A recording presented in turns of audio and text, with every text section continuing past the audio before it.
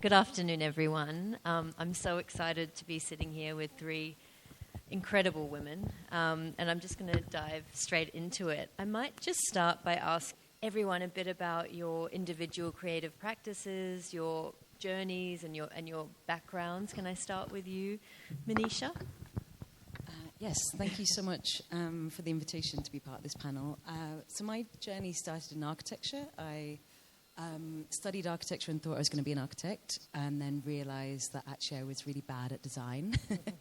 And having that realization, actually, it was quite difficult, I guess, because you think when you're studying, embarking on something that lasts 7 years and it's a profession, and you kind of see your future in it as an architect. I graduated and found that I didn't really know what direction to go in. So it was just a couple of years of testing, failing, experimenting with different ways of working at the Architectural Association, at RIBA, and I thought because I have this architecture background, I need to be rooted and stay within architecture, when actually my interests were so much more broad and diverse than that. Yeah.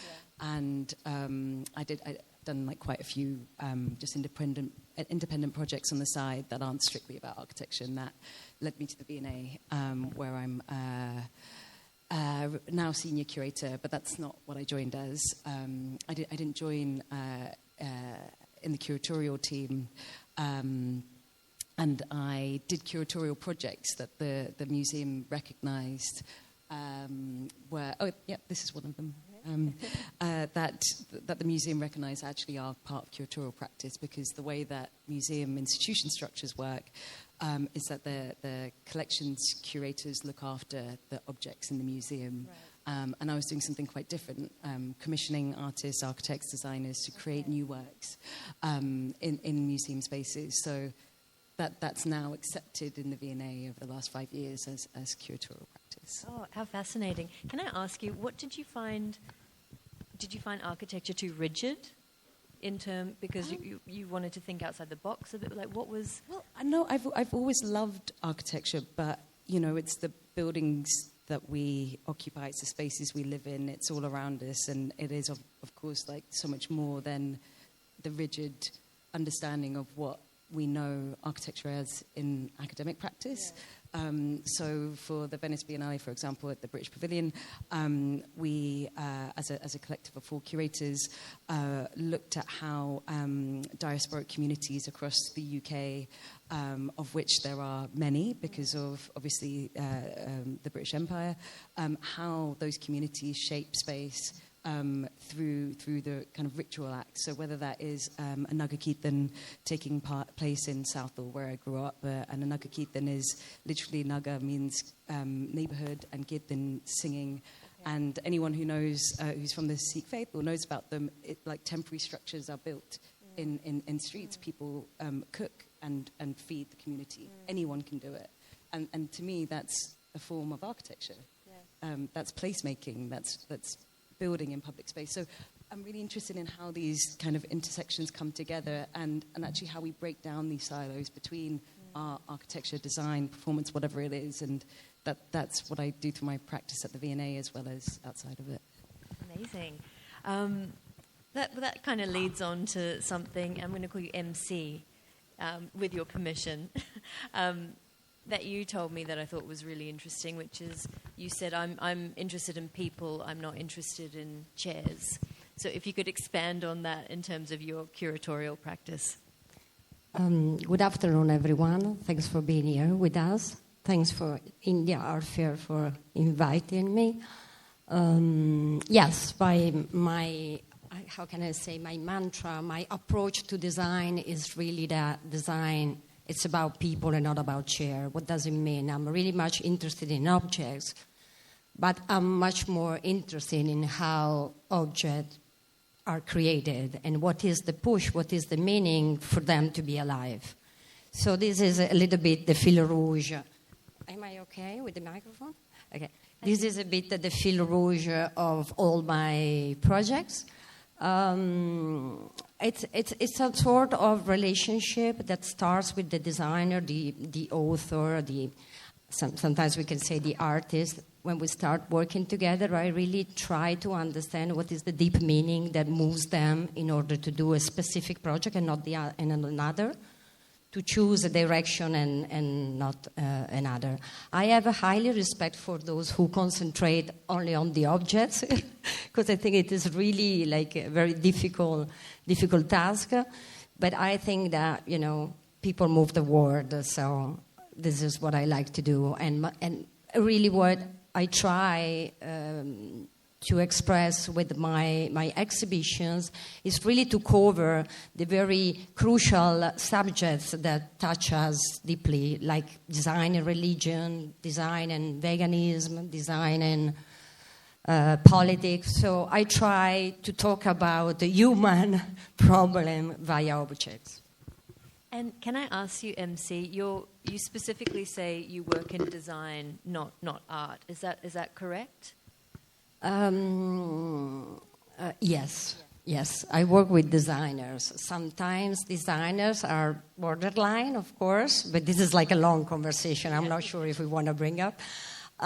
Yes, I work with designers. Maybe it's like my functional side that dictated that. That's interesting.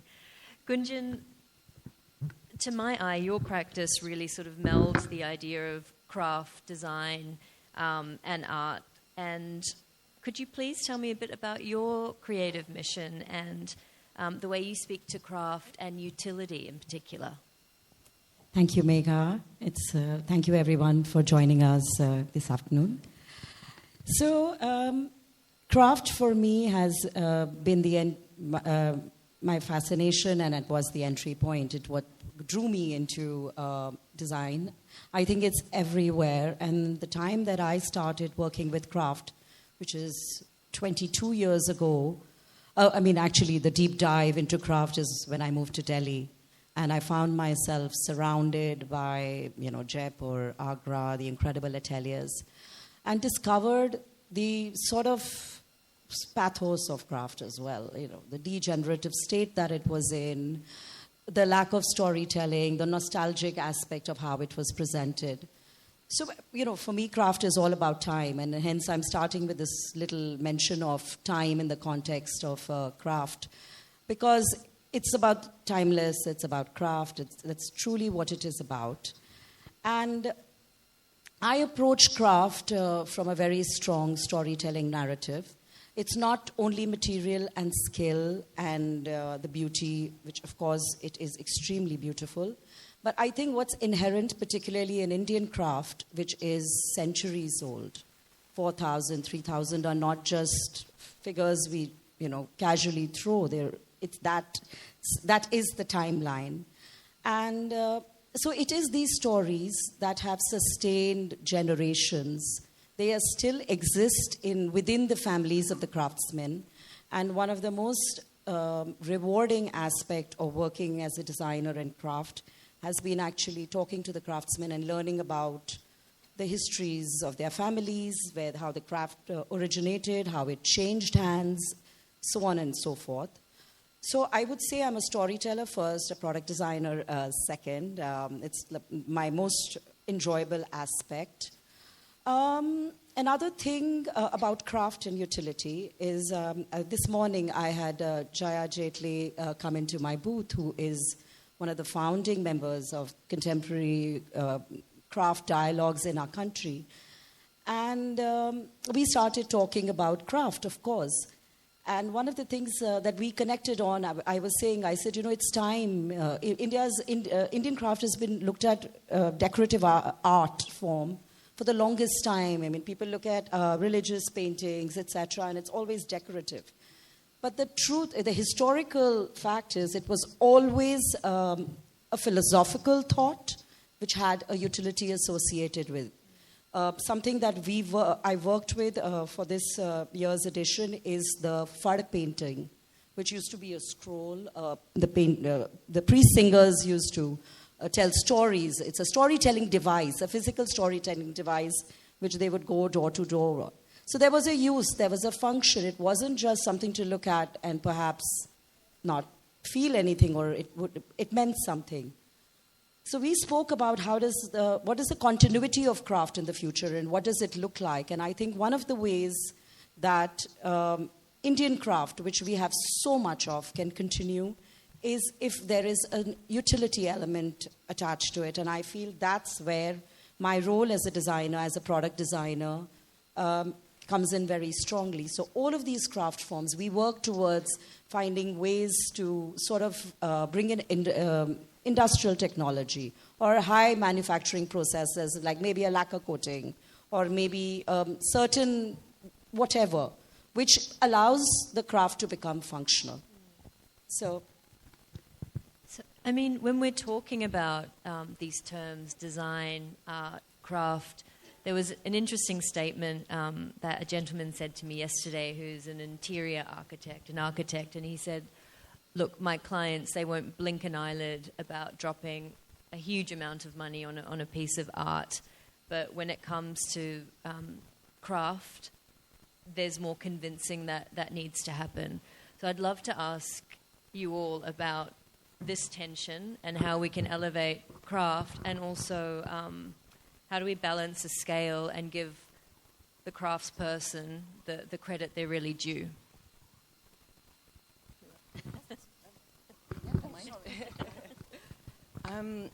Well, it's a fine balance. I think there is a long and rich tradition, obviously, of craft and artisanal techniques in India and around the world, and artists constantly work with artisans to create their works, and I think there is a responsibility where it's appropriate, where the artisans want to be named, some don't, or want to be profiled, but the power imbalance is there because the artist is the name, and the artisan creates the work. And obviously, there is a certain symbiosis. We were talking yesterday at your booth about how you work. The kind of mind and the hands coming together, and it's very much a collaboration. And I'm speaking in very, very general terms here. But if there is a desire for an artisan's creativity and imagination to come alive through pieces, I think those with power can mentor and use their kind of power, influence, platform to help support artisans if they wish to, move into that art space. Because I think, wherever we're talking, not just India, around the world, artists are in a position of power, and often especially in the UK, it costs so much to go through art school. It's just not open to everybody. So I think kind of mentoring and support and a kind of redistribution of that power would be an important thing. Yes, please. Well, while I believe that what you have been told is true on a certain level, I also believe that limited edition design, which is what we are talking about, we're not talking about the big brands that produce in mass production. I think that limited edition design are an incredible platform for freedom and for exploration, experimentation. And those are gaining their way to the market. So also the prices are getting pretty interesting. Yes, there is a huge gap between art and design. So this is true. But the world of collectible design in the last year has really grown considerably, and so I won't say it will be the same of art, but it's growing. It's really growing. The more the editions are smaller, the more the price is higher. So there are a few things that are putting limited edition design on a good price market lately in the last years. And Gunjan, how do you approach this? Working with, are there any models or examples of how you, give, I guess, platform the crafts person in your work? So again, this has been a process that's evolved over time. My first project was working with the silver wrapping craftsmen and the gold leaf craftsmen, and I produced it for my graduation project at St. Martin's and presented them at 100% design. And I got very lucky. They were beautiful images. And we found the press really took to it. They took to the story of the craft, and it took to those images. And I became well known. All the credit went to me, and for many years it continued to be this way. And I started to just around 7 years ago, I started to feel like that this is not right. There is it's 50% what I have as a product designer or as a thinker, but the 50% of it is actually historic. It's craft. So one of the things that we did is I have a brand called IKKIS, which is functional tableware in unlimited editions that are made in factories. It's presenting India and its industrial design prowess. And we have limited editions of 21 handcrafted objects made in collaboration with myself as creative director and master craftsman.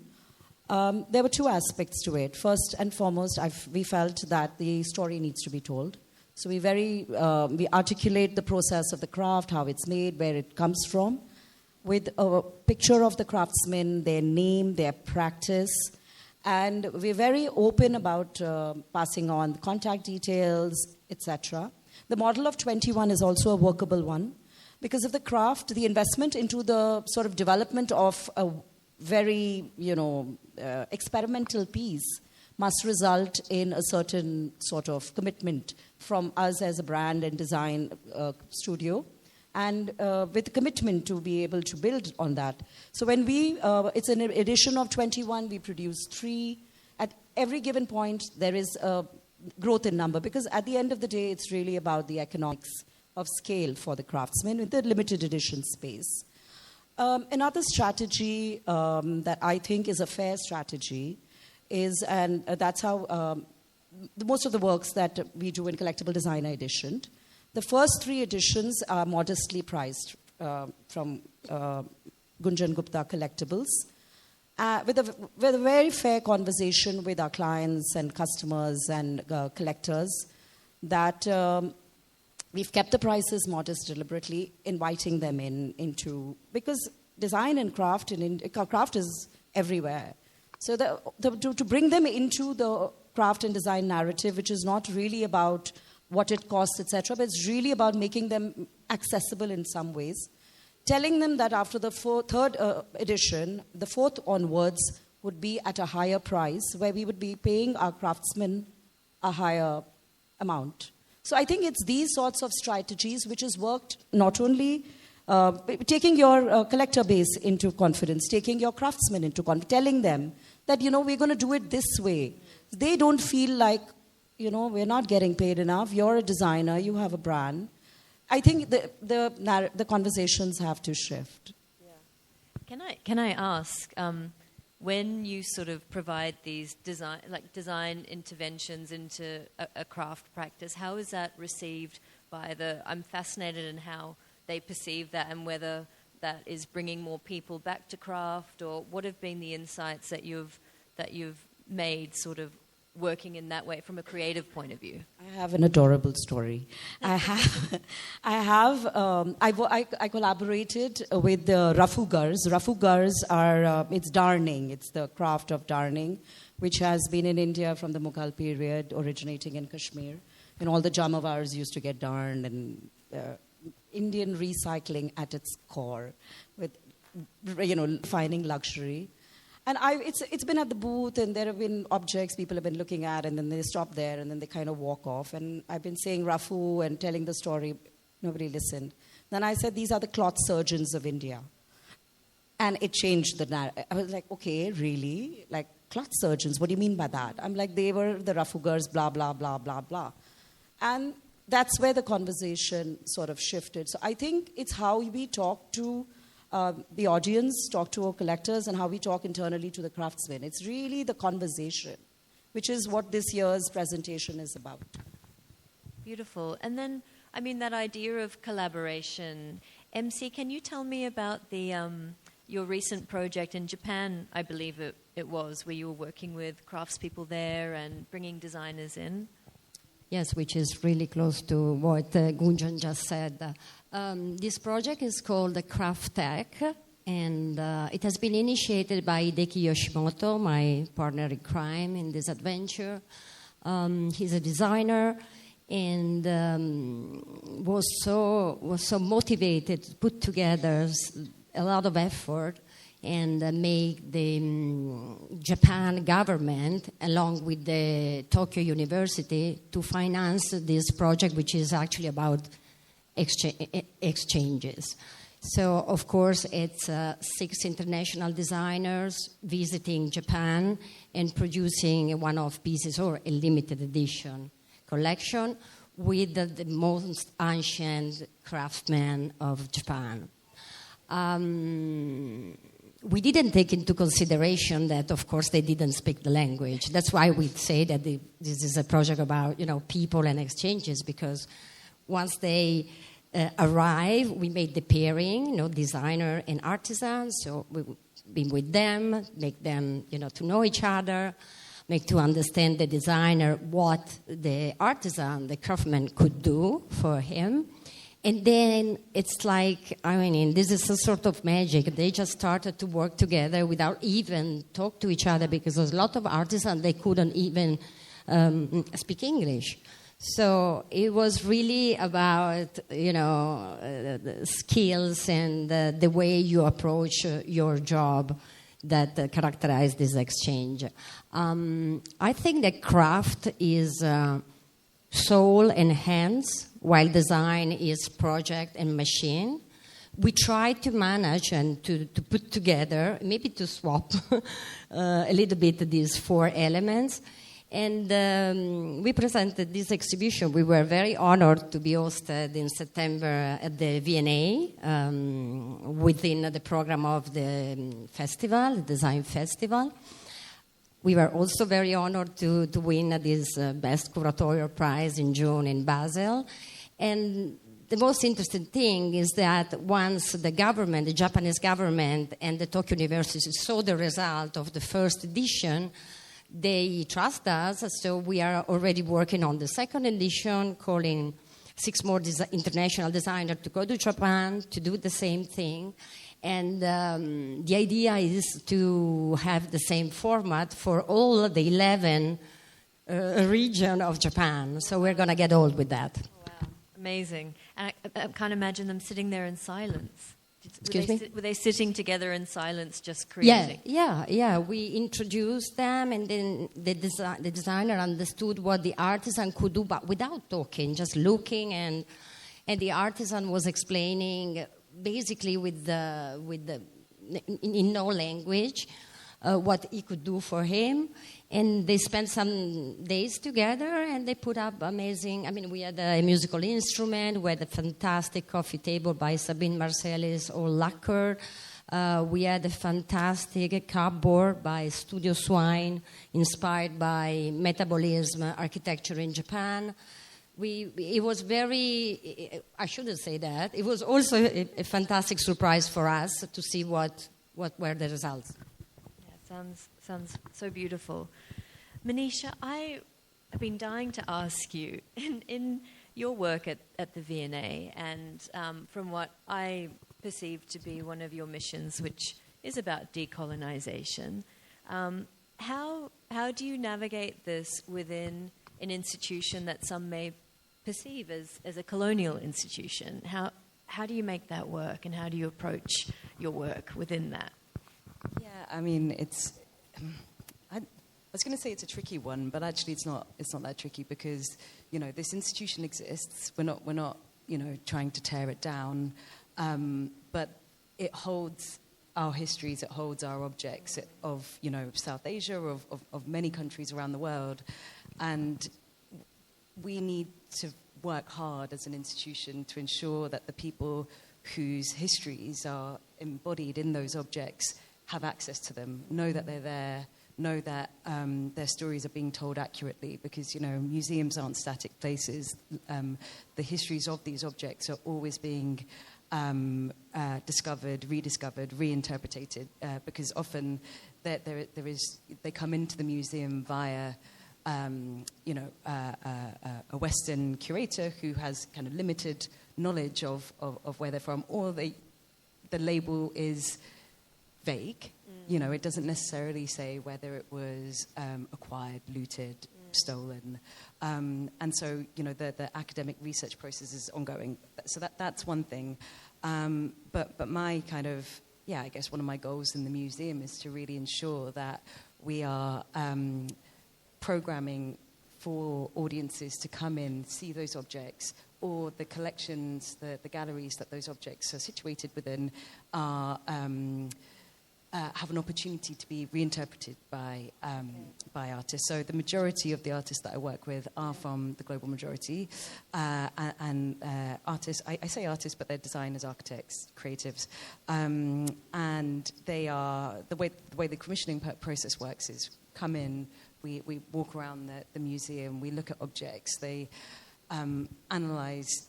The collection's huge. It's over 4 million objects, but people often hone in on things that have like particular resonance to them.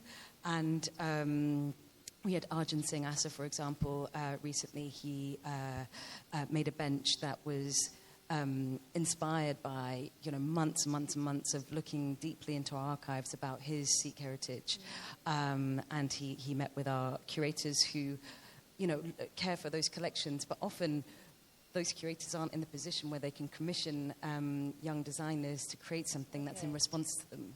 So it's not only kind of bringing things out the archive that aren't on show in the museum, but it's allowing your experience. He was born in Kenya, but he lives and works in London now, and so he has all these narratives that are within him that are wrapped up in the objects that are in the collection now through this new object that he's created. It's a bench, a handcraft bench.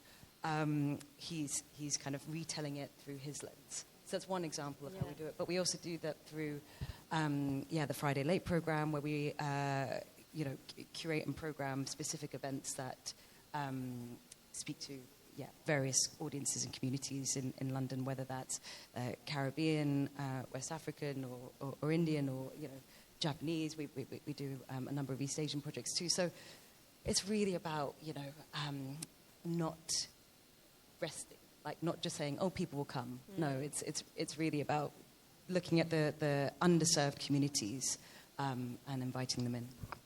And as Charlene alluded to, you've got a huge and what sounds like an incredible project coming up. Is this sort of inviting people in to look at these collections? Is that a part of the process that you're undergoing at the moment? Or can I ask you a bit about that? No, of course. It's very different, actually. It's the opposite. It's coming here and it's meeting, me as someone who was born and raised in Southall, in London.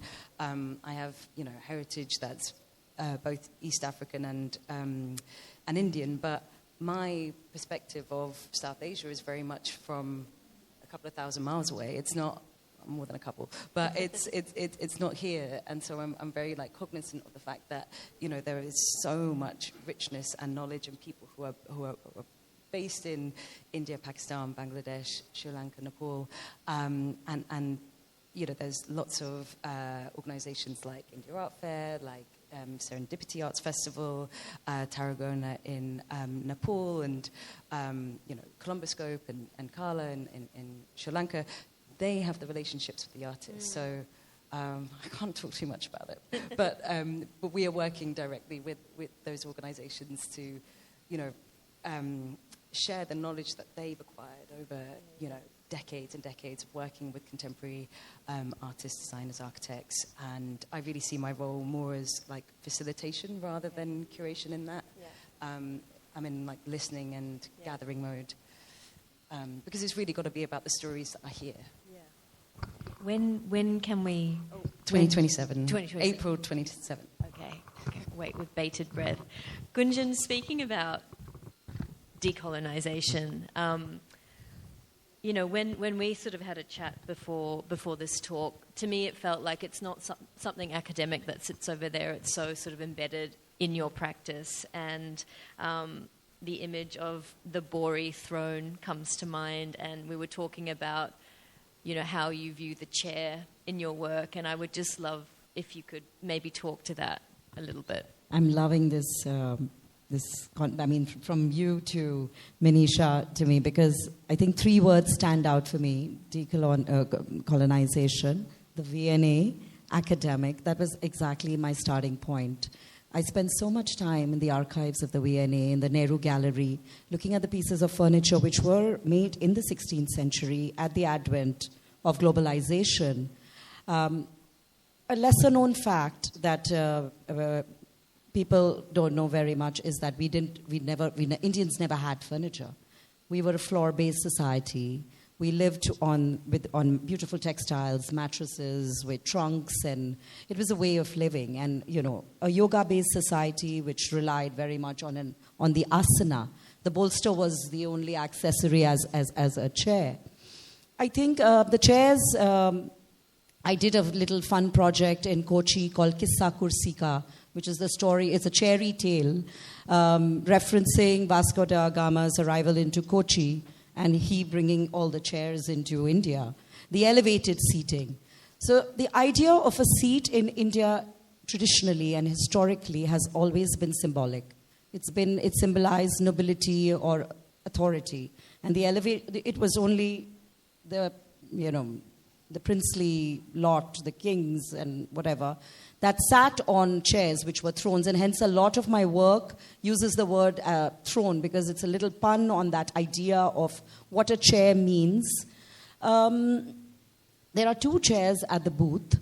One is called the Bartan throne. It emerges from the Bori series and bicycle throne series, which is basically looking at India in the 21st century and 2 vocabularies of craft and, the everyday jugaad. So those 2 coming together, which is so, it's sort of the thing that underpins what the visual identity of 21st century India truly is. The other chair is a colonial chair. It's called the Jantar Mantar Eastern Recline. And there is an angle, there's a recline built into the chair inspired by the plantation chairs.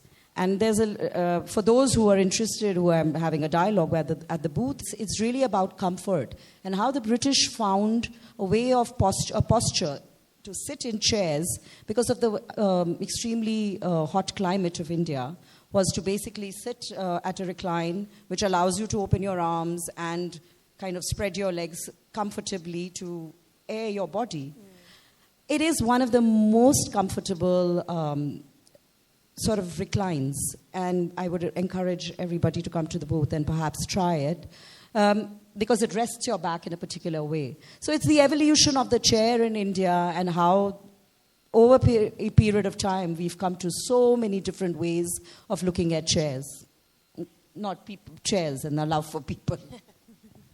I just want to say that it was very interesting what you just said, because in Europe, let me say it this way, we take for granted the normal chair. So in the Middle Age, historically, were for everyone, but just the thrones and for kings and princes, it was a matter of decoration. So the decoration really made the difference and could set the different social levels. But the normal chair was, of course, regular. I also think about churches. We're Christian in the fact that all are seated at the same level and the priest instead is standing up. So it was very interesting what you just said. Sorry. And you two you two collaborated not too long ago in Milan at Salona, if I'm not mistaken. Can you tell me about that collaboration? Yeah, I was very honored and happy to have this collaboration with Gunjan. We did this project called Indian Tiny Mega Store in Milan last year for the Milan Design Week. And basically it was a quarter of India in a little 37 square meters of a very ancient building in Milan called the House of Devil. And just because a very popular playboy was living there in the 90s. I just want to say that. And I really like the idea that she put together this collection, which is mass production, but not. And the fact that it is about sharing, I mean, tools for the table. So there is this, idea of sharing the food and moments together. Yeah, because this is very important. I think that it's just like building memories along the way, and this kind of having dinner. It's really also very Italian, dinner and lunch. We basically are very fond of that, and it is the moment where you exchange. So it's again very close to what I think and how I treat the design. Yeah, I hear that Italians and Indians are quite similar in a Oh my lot God, of fundamental our obsession ways. with food clearly defines it. But what was very exciting for me, firstly, it's a cute story when we met and started our dialogue, but I had always admired MC's work. She was known to sort of predict the next thing in design. And I've always admired her curatorial vision, the power, the authenticity with which she, curates every project. And that's exactly what we did with India, with the India Tiny Mega store in Milan. It was an unabashed celebration of India. We went all out with marigold garlands, like literally like the way in that scallop way that we do it in India, which is a sort of vernacular Indian aesthetic that MC wanted to use, mixed with the contemporary works and celebrating India. And I thought it was amazing because India always wants to be looked at as non-Indian internationally. It's the lighting. Remember we had that conversation. It's like we're not going to light it in that dimly, very Japanese way. We're going to light it the way objects are lit in an Indian store. And the entire vibe, the mood was so representative of not only culture, but the energy of India through sound, through smell, through a visual aesthetic. And many layers of communications were achieved through that, presentation. So thank you. I mean, it's so encouraging to see how the world is really starting to take notice and positively receive South Asia. I guess amongst this, I really wanted to ask you, Meneesha, this concept of cultural curation. And I guess one of my learnings when I moved here was the beauty of India is really in its regional diversity. And how do we still support, being South Asia proud, but not homogenizing a South Asian experience? How do you approach that in your work? Well, it's interesting because like when I'm looking at this exhibition, I'm almost looking kind of pre-colonial India. Well, it's a mouthful to say India, Pakistan, Bangladesh, Sri Lanka, Nepal, because those lines obviously those borders are rooted in colonialism, and actually there is so many shared techniques that, we can call them craft, we can call them artisanal techniques, but just forms of making that are, similar from the western tip of Pakistan to the eastern border of Sri Lanka, because there's shared practices and languages for such a long period of time, and it was colonialism really that kind of segregated those. So there's both commonalities and similarities, but huge differences and regional specificities. So I think it's important to kind of like respect the difference and what that comes and where that derives from. Is it from local material and the material context, or is it something that's rooted in religion and tradition? So it's a real kind of process of discovery of both historically what's formed a certain cultural tradition in an area, but then how it's marrying together in a contemporary context and being translated by artists, designers, architects into kind of like, I guess, a pride and a celebration of creativity today coming from the region, which I feel is, chronically undervalued and under-celebrated globally. How do you feel about the term South Asian? Yeah. Well, it's a really tricky one. Yeah. I mean, I'd love to hear opinions and ideas from the audience about how to approach this. But I think it's generally an accepted term because there isn't anything else really, and it relates to geography. Yeah. Geography, more than anything else. I don't know how you both feel about it. The recent couple of years for me, I've done a project in Alula, and so I just feel like those interconnected histories. That root is just something that. So it's the word South Asian, Central Asian. I don't know. It's truly geography, I think the term Swana is very interesting. The fact that that's being used now rather than Middle Eastern. The global because Middle East, middle of what? East of what? Yeah, exactly. Because we kind of, our compass is always facing west. So I think that it's interesting that the Swana term is being adopted more. Yes, it's interesting because it's like somebody said, "Oh, you're European." I'm Italian. I'm not European. I don't speak Danish. I do not eat like Swedish. I mean, we are all very strong, characterized in Europe. But then you say you are European. Yes, of course we are European, but we are all different culture, different languages.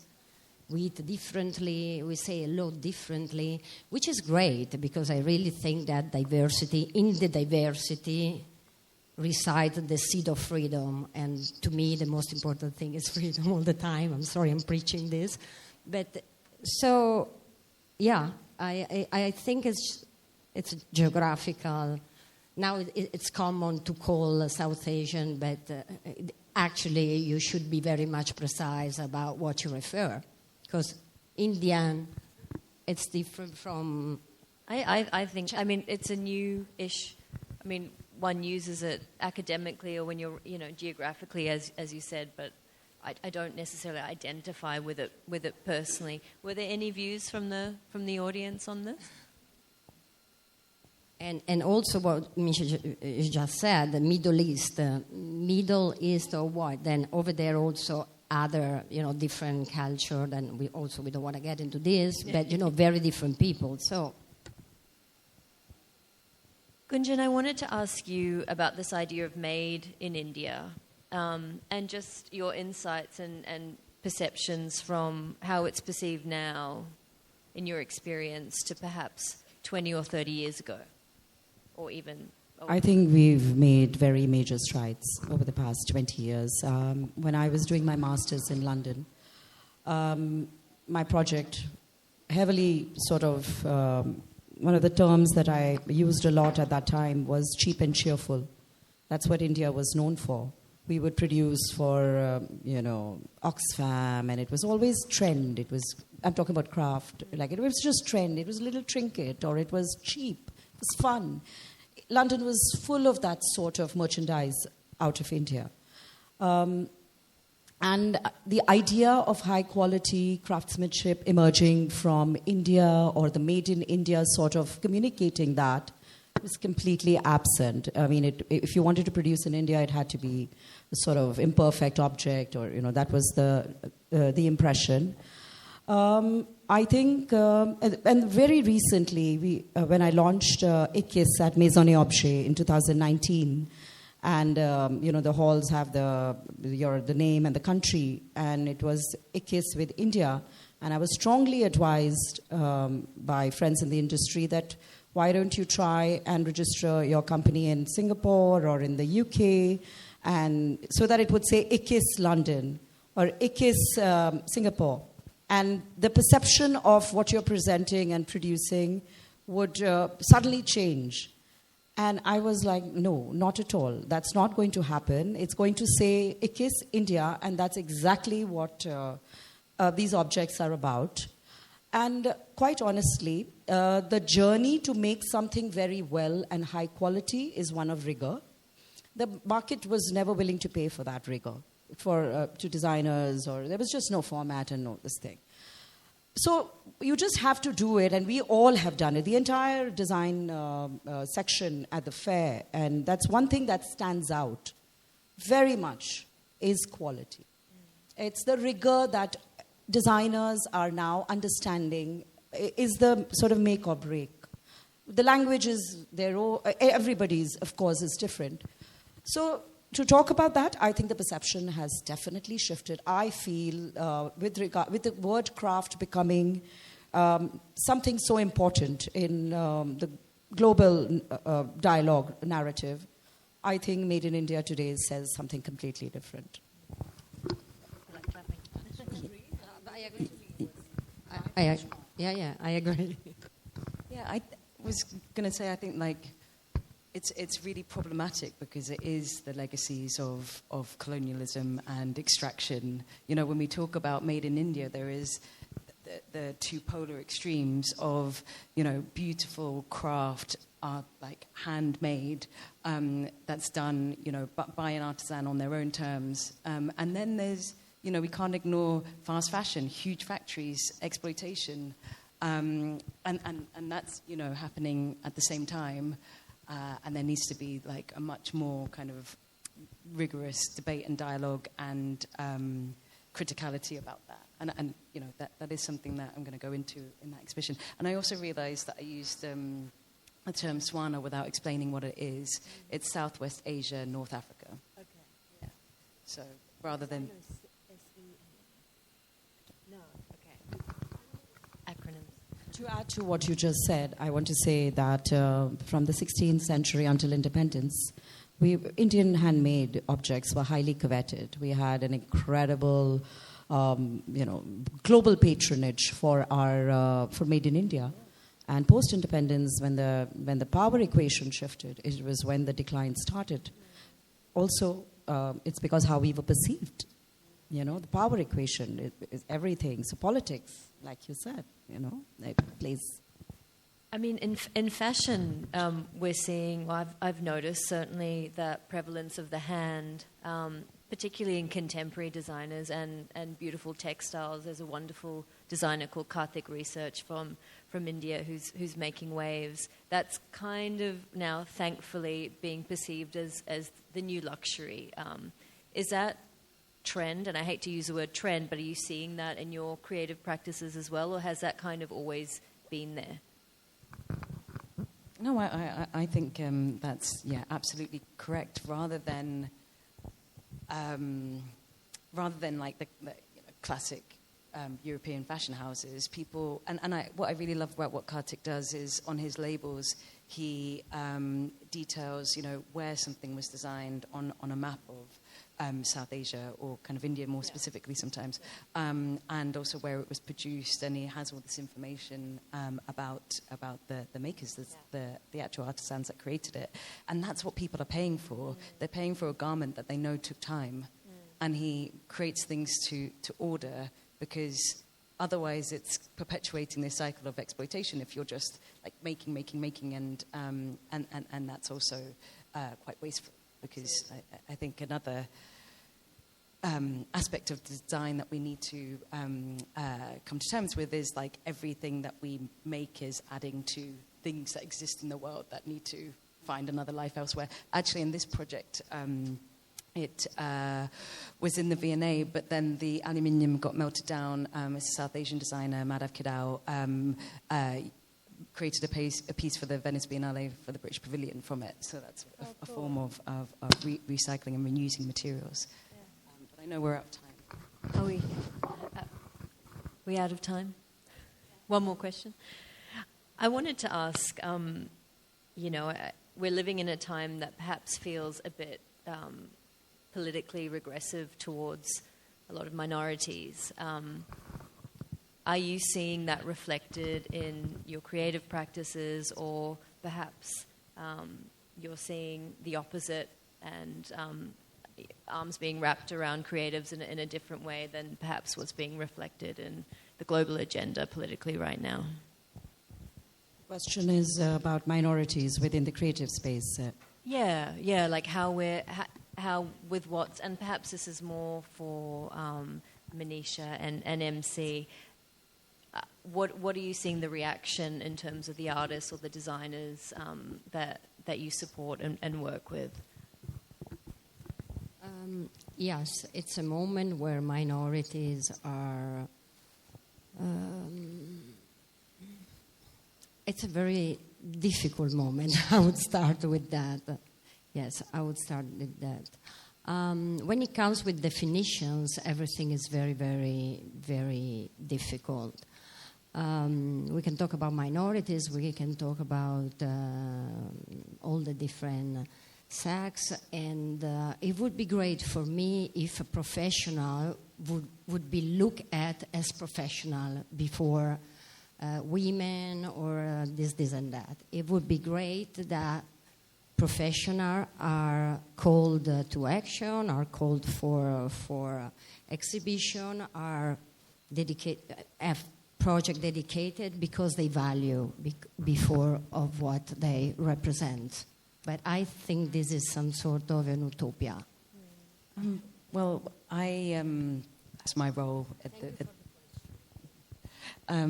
my role at the V&A is to commission and curate, and I use that power to fill in gaps. Basically, like, you know, the people from the global majority are underrepresented at the V&A in our collection, and so I would say, like, 90% of the people I commission are black and brown. And